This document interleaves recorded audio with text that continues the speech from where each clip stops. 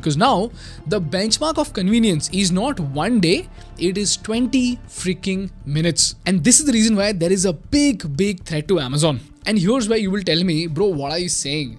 If I have to buy a kg of potatoes and DMart sells it at 30 rupees and Blinkit sells it at 40 rupees, that is a 30% increase in cost. Of course, I'll go to DMart and I am willing to wait longer to save cost. So this quick commerce, it's just a marketing gimmick.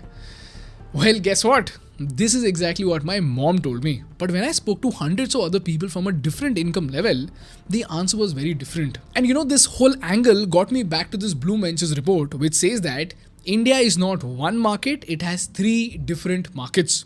For those who don't know, India can be categorized as India 1, which is 30 million households with an average income of $15,000.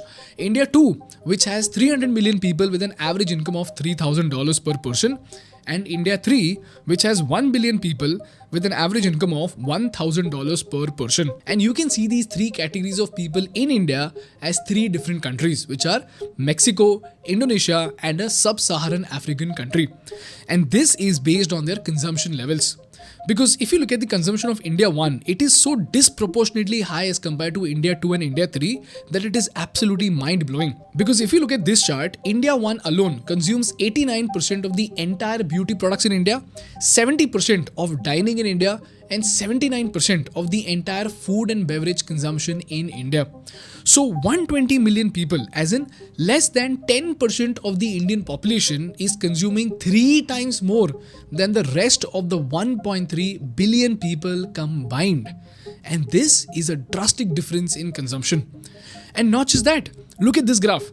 India 1 is the one that actually buys an iPhone, and India 2 and India 3 combined buy HUL products on a daily basis, which includes all of your products like Surf Excel, Vim and Axe type products. But even then, the revenue from iPhone alone is set to surpass the revenue of the entire HUL umbrella in 2024.